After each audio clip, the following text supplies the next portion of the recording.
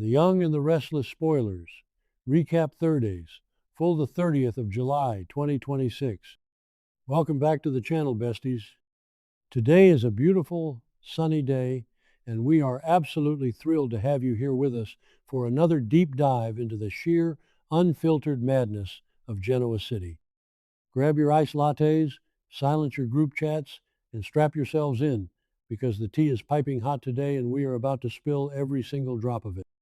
You guys, I am deceased. Stop what you are doing right now.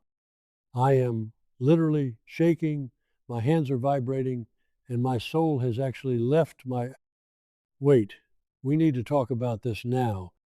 Did you see what just went down between Billy Abbott and Adam Newman? I was mid-skincare, literally smearing a charcoal mask all over my face, and when this scene came on, I gasped so hard I dropped the glass jar on my vintage rug. Literally had to yeet my phone across the room because the sheer audacity of Billy Abbott is sending me into the absolute stratosphere. I am physically unwell, and we need to unpack the psychological warfare that is currently happening on our screens.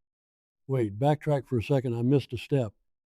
We have to start with how this entire confrontation even kicked off. Victoria Newman, the absolute ice queen of Genoa City, is the one who casually drops the nuclear bomb on Billy.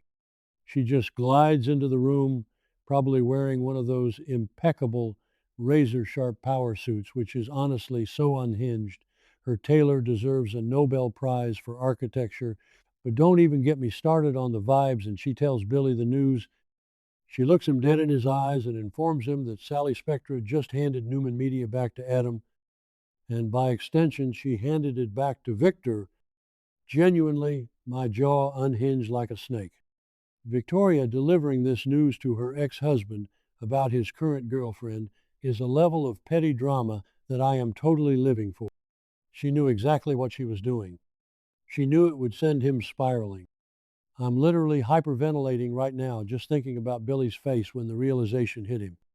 He looked like he had swallowed a lemon whole, skin and all.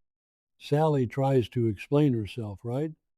She is standing there, stuttering, she's lying, she's trying to do damage control and spin this massive business move, but Billy is already spiraling into the abyss.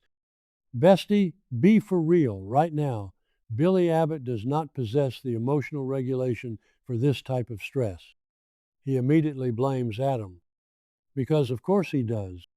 It is always Adam's fault in Billy's mind. The sky is blue? Adam's fault. It rains on a Tuesday? Adam's fault. He just storms out of the room to confront Adam, and I am screaming at my television like, Billy, go to therapy. Please, I am begging you to seek professional help. So Billy tracks Adam down, and the confrontation is straight up cinematic mayhem. It's giving high-octane psychological masterpiece where the stakes are astronomical and everyone needs a beta blocker. Billy is raging. He is aggressively demanding answers, screaming about business, screaming about corporate takeovers, jabbing his finger in Adam's face like a petulant child. And then, my brain is mush. Moving on, he brings up Delia. Yes, you heard me correctly. He pulls the Delia card. He wants Adam to think this entire screaming match is just residual anger about the past, about the horrific tragedy that forever linked them in trauma. But we know the truth. We are invested. We can see right through Billy's little temper tantrum, and it is honestly embarrassing to witness. Wait, I'm glitching. Okay, back to the main event. This is not about business. This is not about Newman Media changing hands. And honestly, this isn't even about the tragic loss of his little girl, as incredibly harsh as that sounds to say out loud. This is 100%, entirely, unequivocally about Sally Spectra. Billy's ego is so fragile right now, I could snap it like a stale breadstick. He is deeply, deeply insecure because he knows, deep down in his dark, twisted soul, that Sally is only with him because Adam cheated on her with Chelsea. Did I say that yet? I literally can't remember My brain is frying from the stress. Billy knows he is the rebound.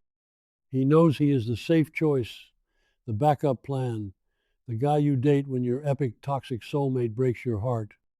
And seeing Sally make a massive, life altering business deal with Adam, it threatens his entire existence. He is projecting so hard it could power a drive in movie theater. Instead of communicating with his girlfriend like a mature, grown adult, he is out here screaming at Adam about a media company. Honestly, Billy is officially on my do not perceive list. I am so done with him. He is the undisputed king of self sabotage. If he just sat Sally down, looked her in the eyes, and said, "Hey, this makes me feel incredibly insecure and I need reassurance," we wouldn't be in this mess. But no, we get a public screaming match where he uses his dead daughter as a shield for his romantic jealousy, manifesting a total dumpster fire by the next update, because Billy is pushing Sally right back into Adam's orbit with this toxic behavior. He is literally doing Adam's work for him. And let's look at Adam for a second, because I am genuinely fascinated by his psychology right now. Adam is just standing there taking the heat, probably looking brooding and handsome in that dark, mysterious way he always does. He knows exactly what he's doing. He bought Newman Media to protect Sally from Victor. It was an act of devotion, a twisted, manipulative, Newman-style act of devotion, but devotion nonetheless. Adam is playing 4D chess while Billy is eating the checker pieces off the floor.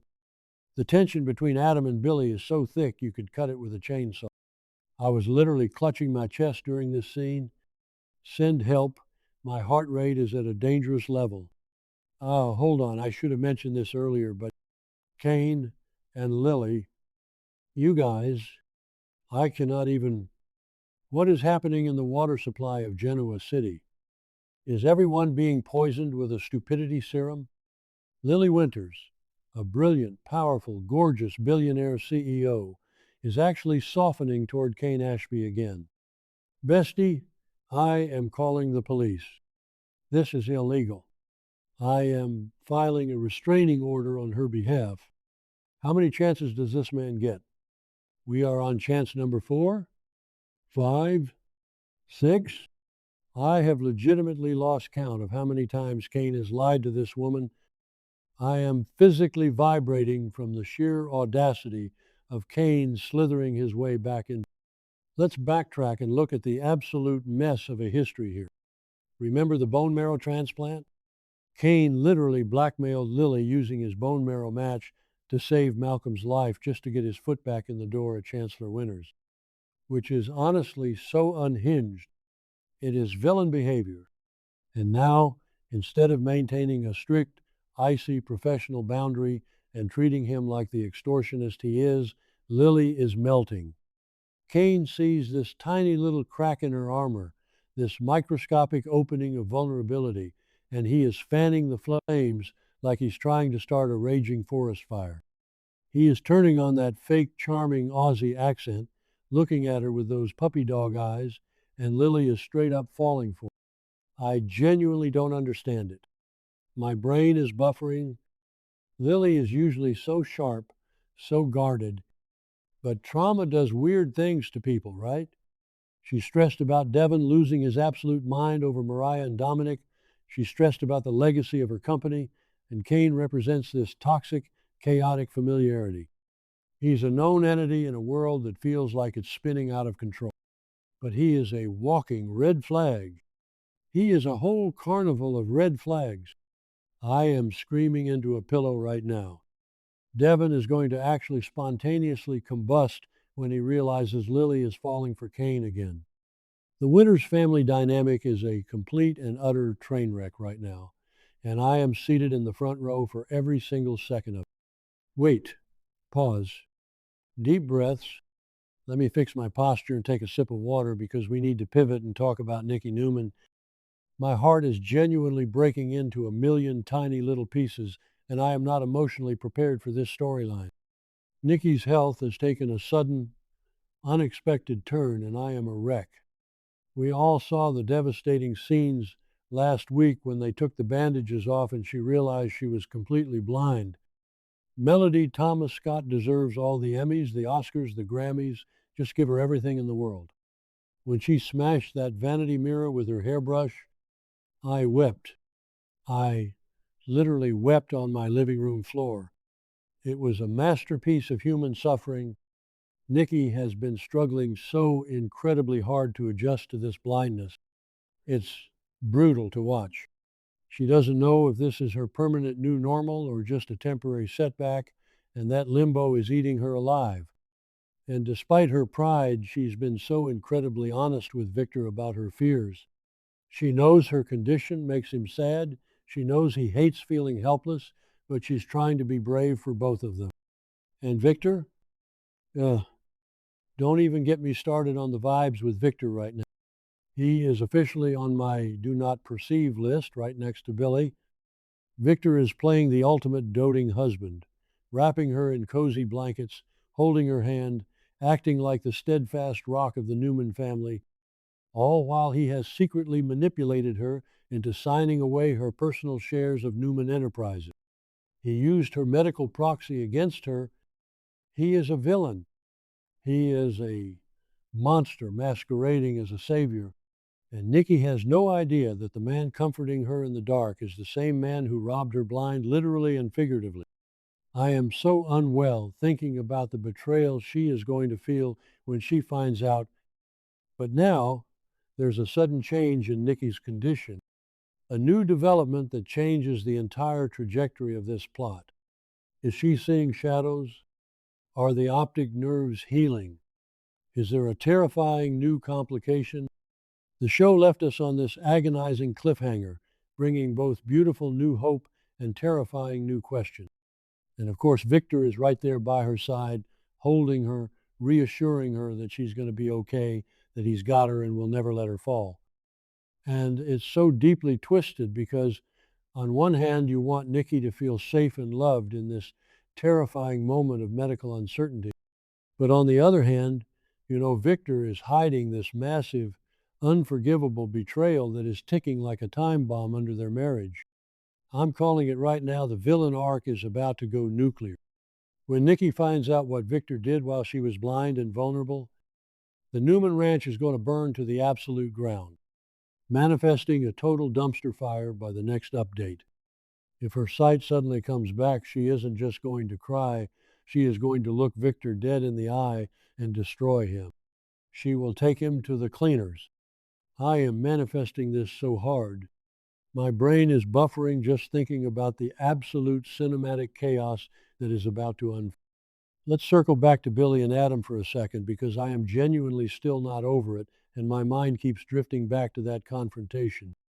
Did you notice the lighting in that scene? It was so dark and moody, perfectly matching Billy's toxic aura. The juxtaposition of Victor's cold, calculating, silent manipulation of Nikki and Billy's loud, messy, deeply insecure screaming match with Adam is just peak Young and the Restless. Billy thinks he's acting like an alpha male protecting his territory, but he's actually just exposing to the entire world how weak and fragile his hold on Sally really is. Sally is a survivor. She has clawed her way up from nothing. She gave that company back to Adam because she knew she was outgunned by Victor's corporate terrorism, and Adam offered her a lifeline when she was drowning. Billy should be supporting her, holding her hand, and strategizing their next move. Instead, he is making it entirely about his own fragile masculinity and his ancient vendetta against Adam. Genuinely, I am too unwell to handle the gravity of these events.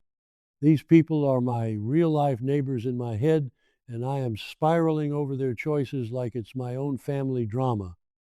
I need a nap. I need a triple-shot matcha latte, and I need the next episode immediately before I lose my actual mind. Keep your eyes peeled, besties, because Genoa City is a literal powder keg right now. Billy is unhinged. Lily is falling for a con artist. Victor is playing God with his blind wife. And somebody is about to light a match that blows this whole town sky high. I'll see you in the next update, assuming my nervous system survives the stress. Stay messy, stay invested, and never trust a man who brings up a decade-old grudge to hide his jealousy.